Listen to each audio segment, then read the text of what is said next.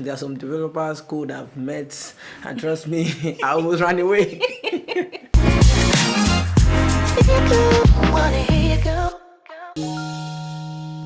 Talks at Fatherland. Hello and welcome back to Talks at Fatherland.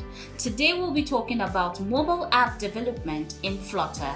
And for this topic today we have Emmanuel Adedoyin Light Showroom. Lights. I love that name. We're so happy to have you here today. So without further ado, let's talk about mobile app development. Okay. So, Mr. Emmanuel, can you share your experience transitioning to mobile app development in the context of Flutter mobile app development? What sparked your interest in this aspect of app creation? Okay, I'm going to start explaining from the beginning of the journey. I started my life understanding forex trade. I started with forex trade. I was in forex trade for a long time. Then I began to see some loopholes in forex trade that developers could actually handle. Then I brought in some developers to handle it, but unfortunately, because they are not traders, they are developers, they could not handle it. So I talked to myself, can I venture into this myself? Then that was when I picked the career as a developer. Then I applied for some schools. I applied for a school. Then they began to teach me HTML and CSS. They taught me HTML. They taught me CSS. They taught me JavaScript. I was asking the tutors, when are we going to mobile development? Because that was what I came for. Because that was the concentration. Yes, you get it. The aim. So that was what I came for. So when I could not get what I was looking for, then I went online. I bought courses. I bought courses on Udemy. I bought courses. Then I watched Angela course really break the barrier of understanding of type of development. I watched Angela course, and that was when I ventured into it in full. I can tell you that there will be a lot of young developers out there that will start watching videos from tonight. Yes. So, okay, where does Flutter stand between the front end development and the back end development? I will start by explaining what the front end is and what the back end is.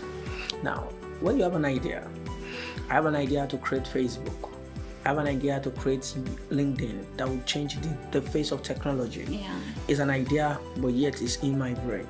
So I document my idea, then I call a UI person.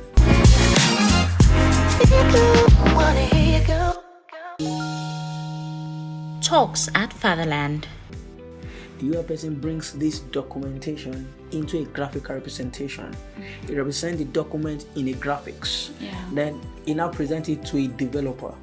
A front-end developer now brings that graphics into codes, write those graphics into code. Those are the process of development. The UI first, then the front-end developer comes on board.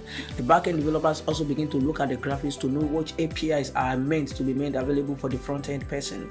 So we have the processes. We have the front end, which are the UI and the mobile developer or the web developer.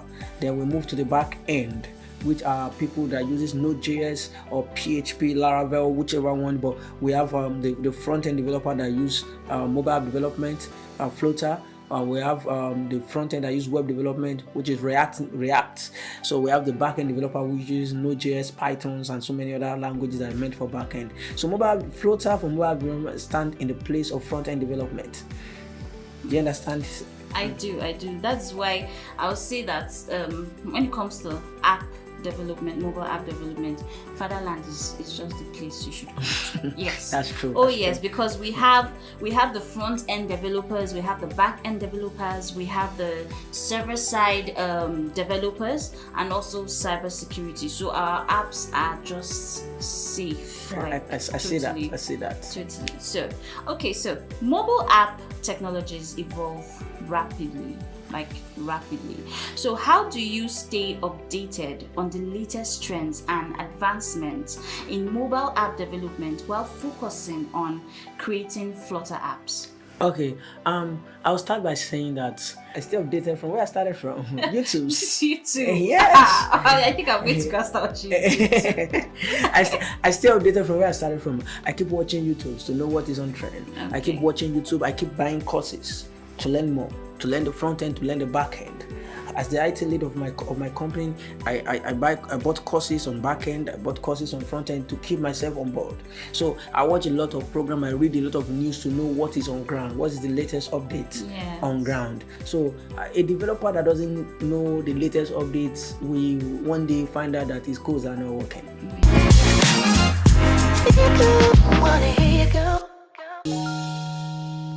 Talks at Fatherland. We find out that his codes are not working because it's necessary that packages are being released, updated every new versions of the same package are being updated, released every day. So it's necessary that you must be YouTube friendly. You must like YouTube. You must like it. I know many people are going to ChatGPT for daily groups. Yes, many people are going to ChatGPT. It's necessary. YouTube is also necessary. On my personal, some people use LinkedIn. I've seen people that say they saw most of their updates on Facebook. It's not bad, but I personally use YouTube. That's a brilliant thing to do. Always learning, always keeping up to date is very key to an individual, not just developers. You should grow every day. So in the Flutter ecosystem, what skills and qualities do you think set an exceptional mobile app developer apart from others? Okay. As I will say this, as a developer, after you have know all your widgets, it's important you go into state management.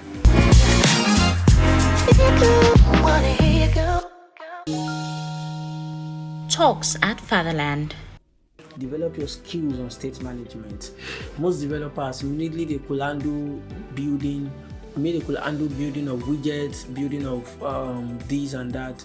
Maybe they can handle building of widgets. They think they can handle a big when you say widgets, I know there are these tiny things on like the phone. You just see them there with a lot of apps. Everything on your screen is a widget when it comes to Flutter app development. Everything. Okay, your text is a widget. Your buttons are widgets. Okay. Everything about your front, your screen is a widget.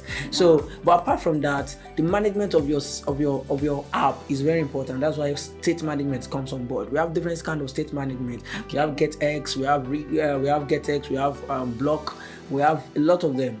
So the one recommended by Flutter officially by Flutter itself is Block. So it's important that you develop yourself in a particular state management. Get familiarized with the particular state management. Some people use provider, but it's important you manage your system with state management. But how do you ensure security and resilience when developing back-end systems for these Flutter apps? Okay, I tell organizations, especially for organizations that are starting, when it comes to security of whether mobile app or website, I tell organizations that it is important that a cybersecurity person is on board. Because many of time when we are trying to build an app or build a website, what we do is that we print or we console log in some other places. We print and we forget it there, and many people can actually pick the app and check it. And then people could easily be hacked. Yes, people can see the token that you printed out, and you forgot to remove them. So it's important that cybersecurity is on board to have a lot of checkmates to know, okay, these are things that you need to remove from this app for us to be protected. These are things you need to, how can you do your website like this so that won't be hacked? You understand what I'm trying to say? So it's important that cybersecurity are on board. Fatherland apps are very secure though.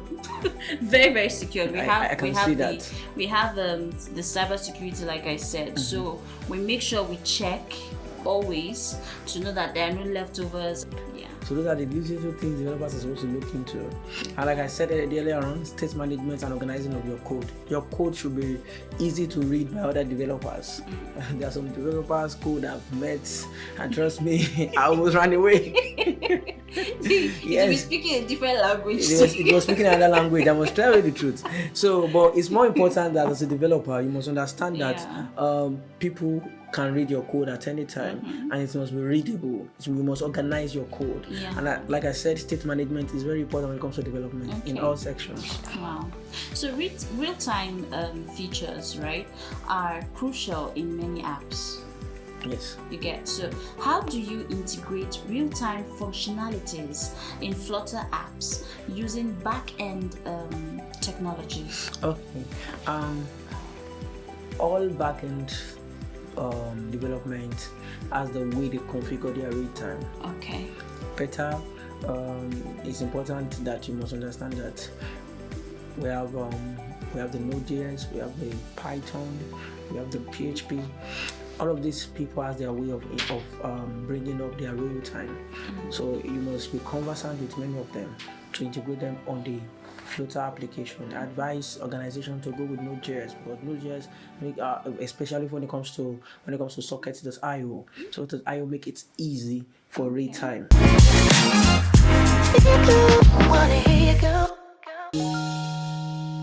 Talks at Fatherland. And Flutter can easily connect to Node.js. You know what I'm trying to say? Yeah. So, in fact, with Node.js it's very easy. In fact, Feather.js has even make it more easy for Node developers.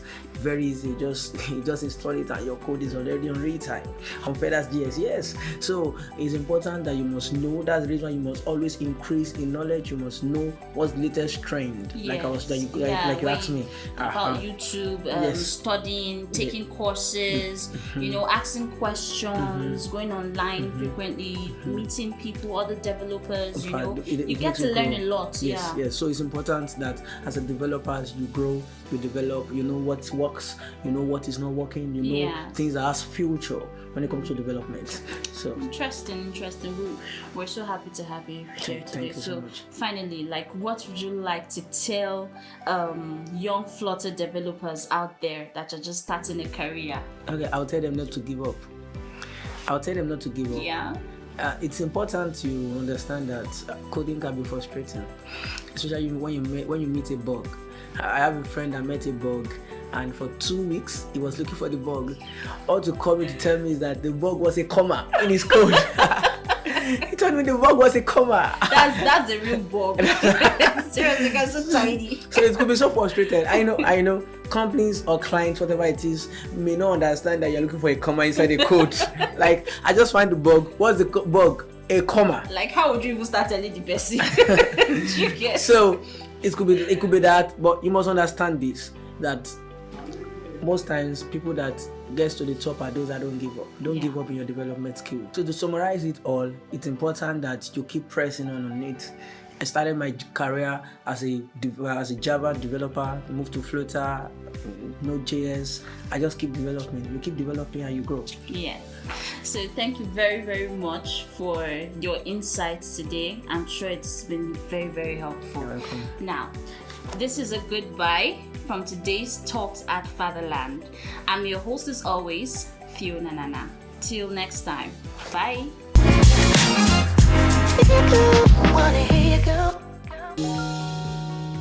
Talks at Fatherland.